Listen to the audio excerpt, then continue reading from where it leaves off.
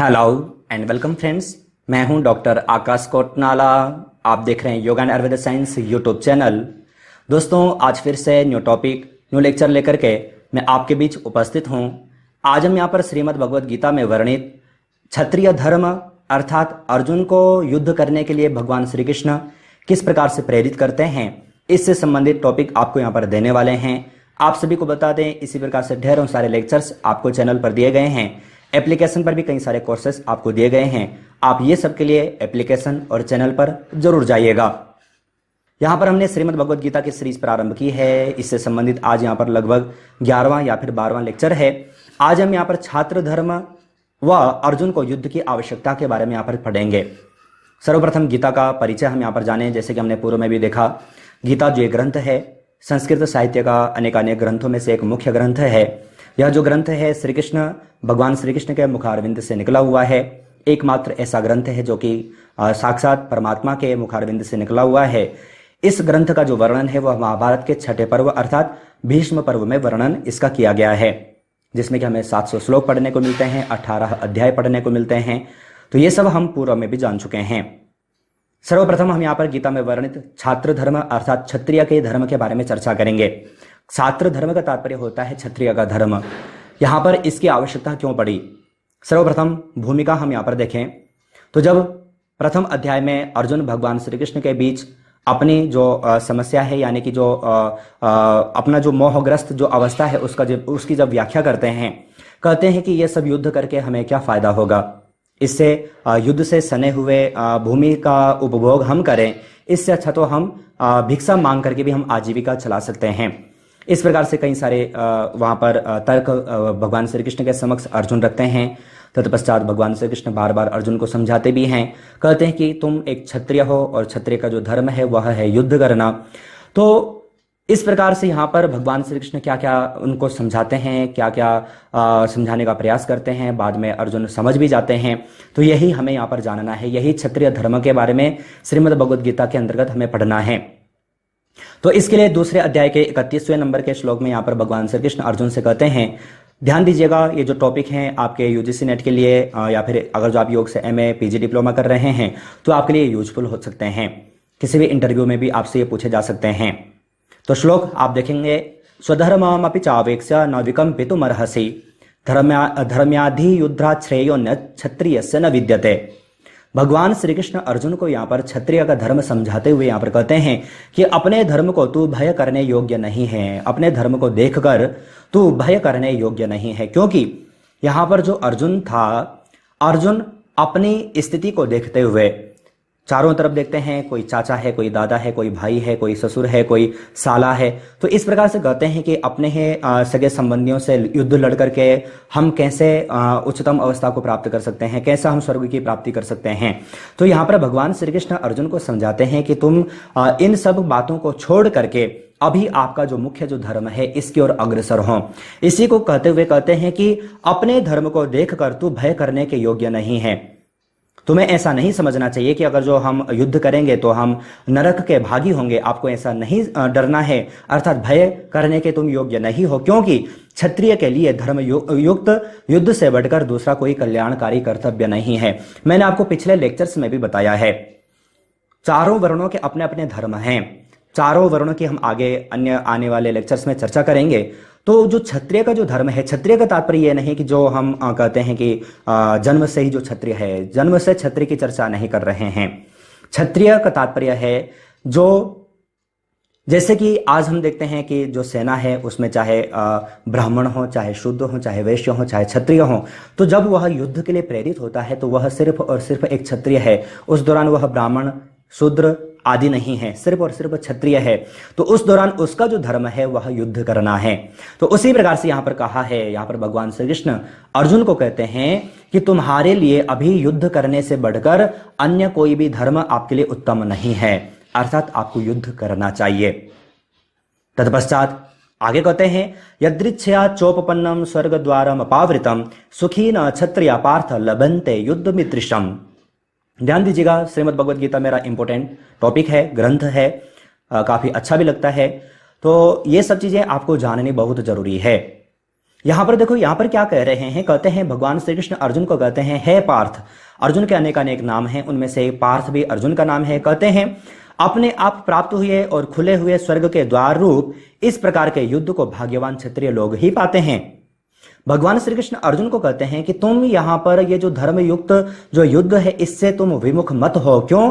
क्योंकि अगर जो तुम यहां पर अपना जो धर्म का अगर जो आप पालन करते हैं तो यही धर्म अर्थात यही युद्ध तुम्हें स्वर्ग की प्राप्ति कराएगा। चाहे तुम मृत्यु को प्राप्त हो जाओगे, चाहे तुम विजय को प्राप्त हो जाओगे, तब भी तुम्हें उत्तम लोक की ही प्राप्ति होगी। अगर जो आपको मृत्यु होती है तो स्वर्ग की प्राप्ति होगी, और अगर जो आप विजय होते हैं तो आप जो पृथ्वी का जो भोग है आप उसका उपभोग कर पाओगे। इसी को दर्शाते हुए आगे कहते हैं अकीर्तिम चापि भूतानि कथयिष्यन्ति ते व्ययाम संभावितस्य चा कीर्तिर् मरणादितिरिच्यते। ध्यान दीजिएगा, कह रहे हैं सब लोग तेरी बहुत काल तक रहने वाली अपकीर्ति का कथन करेंगे, और माननीय पुरुष के लिए अपकीर्ति मरण से भी बढ़कर है। अब यहां पर अर्जुन सामान्य व्यक्तियों के जैसे नहीं हैं, अन्य के जैसे नहीं हैं, अर्जुन अन्य से श्रेष्ठ हैं। अब अगर जो अर्जुन ही युद्ध से विमुख हो जाएगा, अपने धर्म से विमुख हो जाएगा, तो आगे आने वाली प्रजा भी वैसे ही पालन करेगी। और भगवान श्री कृष्ण इसी को समझाते हुए यहां पर हमने पिछले एक लेक्चर में हमने लोक संग्रह की चर्चा की, तो वहां पर भी इसी प्रकार से वहां पर समझाते हैं कि किस प्रकार से आपको लोक का भी संग्रह करना है, लोक का भी कल्याण करना है। क्यों? क्योंकि आगे आने वाली जो पीढ़ी है वो आपको फॉलो करने वाली है। और कहा कि तुम सामान्य व्यक्ति नहीं हो, सम्मानीय व्यक्ति हो। अगर जो तुम युद्ध से अगर जो विमुख जाते भी हो तो यह आपके लिए क्या है, अपकीर्ति का कारण बनेगा, और अपकीर्ति मृत्यु से भी बढ़कर होती है। इस प्रकार से यहां पर भगवान श्री कृष्ण अर्जुन को यहां पर समझाते हैं। आगे कहते हैं अवाच्य वादांश बहुन वदिष्यन्ति तवाहिता निंदनस्तत्व सामर्थ्यम ततो दुखतरम नुकिम। कह रहे हैं कि तेरे वैरी लोग तेरे सामर्थ्य की निंदा करते हुए तुझे बहुत से न कहने योग्य वचन भी कहेंगे, उससे अधिक दुख क्या होगा। अर्जुन को समझाते हैं कि तुम युद्ध से डर रहे हो, अगर जो तुम युद्ध नहीं करोगे, जीवित रहोगे, तो जो तुम्हारे जो विपक्षी हैं, जो तुम्हारे वैरी लोग हैं, वह तुम्हारा किस प्रकार से मजाक करेंगे, किस प्रकार से आपकी निंदा करेंगे। क्या उससे बढ़कर कोई दुख हो सकता है?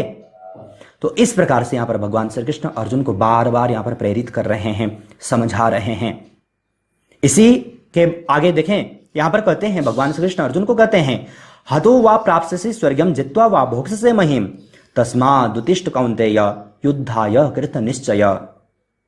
ये देखो, ये जो श्लोक है सिर्फ अर्जुन के लिए नहीं है, ये हमारे लिए भी है, आपके लिए भी है, मेरे लिए भी है। किस प्रकार से? तो देखें यहां पर भगवान श्री कृष्ण अर्जुन को क्या कहते हैं, कहते हैं या तो युद्ध में मारा जाकर स्वर्ग को प्राप्त होगा, या युद्ध जीतकर पृथ्वी का राज्य भोगेगा, अतः तू युद्ध के लिए खड़ा हो जा। अर्जुन को भगवान श्री कृष्ण कहते हैं कि अर्जुन तुम एक वीर हो, कायर मत बनो। अगर जो तुम मृत्यु को प्राप्त हो भी जाओगे तो ये सामान्य युद्ध नहीं है, धर्म युक्त युद्ध है, तो तुम्हें स्वर्ग की प्राप्ति होगी। और अगर जो मृत्यु को प्राप्त नहीं भी हुए, अगर जो आप जीत गए तो संपूर्ण पृथ्वी का राज्य तुम भोग पाओगे। इस प्रकार से यह हमारे लिए कैसे हो सकता है, तो हमारे लिए इस प्रकार से हो सकता है कि वर्तमान समय में हम थोड़ी सी भी समस्याएं आती हैं, हम अपना कदम पीछे रख लेते हैं, जो कि सही नहीं है। समस्याओं से लड़ना हमें आना चाहिए, समस्याओं से लड़ना हमें सीखना चाहिए। कोई भी विकट परिस्थिति अगर जो आती है तो हमें उससे लड़ना, उससे किस प्रकार से हम उसके साथ में आगे बढ़ सके, वो हमें आना चाहिए। इसी प्रकार से जिस प्रकार से यहां पर अर्जुन को भगवान श्री कृष्ण समझा रहे हैं, इसलिए यहां पर आगे कहते हैं सुख दुखे समय कृत्वा लाभा लाभा जया जयो ततो युद्धाय युज्यस्व नेवं पापम वाप्स्यसि। कह रहे हैं कि जय पराजय लाभ हानि सुख दुख को समान समझकर युद्ध के लिए तैयार हो जा। इस प्रकार युद्ध करने से तू पाप को प्राप्त नहीं होगा। कह रहे हैं कि अर्जुन अगर जो तुम युद्ध नहीं करोगे तो तुम अवश्य ही पाप के भागी बनोगे। क्यों? क्योंकि तुम्हारा जो धर्म है वह है युद्ध करना, और तुम अपने धर्म से विमुख हो रहे हो। इसलिए तुम अपने धर्म से विमुख मत हो, आपका जो धर्म है उसका पालन करो। इसलिए कह रहे हैं कि तुम जय पराजय को छोड़ करके, लाभ हानि को छोड़ करके, सुख दुख को छोड़ करके, इनको समान समझ करके तुम युद्ध के लिए तैयार हो जाओ और युद्ध को करो, अतः युद्ध करो, युद्ध के लिए प्रेरित हो जाओ।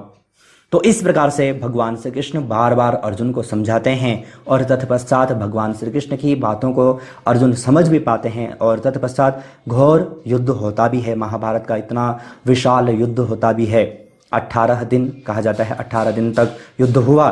तो इस प्रकार का जो ये युद्ध है और तत्पश्चात भगवान श्री कृष्ण के सपोर्ट से, भगवान श्री कृष्ण की कृपा से अर्जुन युद्ध जीत भी जाते हैं और आज हम सभी के बीच अर्जुन माननीय माने जाते हैं। अगर जो युद्ध न करते, युद्ध से अर्जुन अगर जो विमुख हो जाते, तो आज जिस प्रकार से हम अन्य लोगों की अवहेलना करते हैं, इसी प्रकार से अर्जुन भी अवहेलना के युक्त हो जाते, अवहेलना के भागी हो जाते और भगवान श्री कृष्ण ये चाहते नहीं थे। तो इस प्रकार से हमें यहाँ पर श्रीमद् भगवद गीता में वर्णित क्षत्रिय धर्म के पालन और अर्जुन को युद्ध करने की आवश्यकता को दर्शाते हुए जो भगवान श्री कृष्ण ने अर्जुन को जो समझाया, उसे हमें यहाँ पर जानना है। आपको बता दें, फिर से बता दें कि इस प्रकार से संबंधित आपको प्रश्न एग्जाम में पूछे जा सकते हैं या फिर इंटरव्यू में पूछे जा सकते हैं। और आपको एक और इंपॉर्टेंट बता दें कि ये सब चीज़ें आपको एप्लीकेशन पर भी मिल जाती हैं। आप श्रीमद् भगवद गीता का कोर्स भी वहाँ पर देख सकते हैं, अन्य कई सारे कोर्स आपको वहाँ पर दिए गए हैं। लेक्चर के अंत में आप सभी जानते हैं कुछ प्रश्न आपको दिए जाते हैं। अगर आप चाहें तो इनका प्रश्न वीडियो के कमेंट बॉक्स में इन प्रश्नों का आंसर आप भेज सकते हैं। प्रथम प्रश्न आपको दिया गया है, निम्नलिखित में से गीता में छात्र धर्म का तात्पर्य है ब्राह्मण धर्म, क्षत्रिय धर्म, उपरोक्त दोनों, कोई नहीं। तो छात्र धर्म का तात्पर्य क्या है आपसे पूछा गया है। सही आंसर छांट करके वीडियो के कमेंट बॉक्स में भेजिएगा। दूसरे प्रश्न की ओर चलें।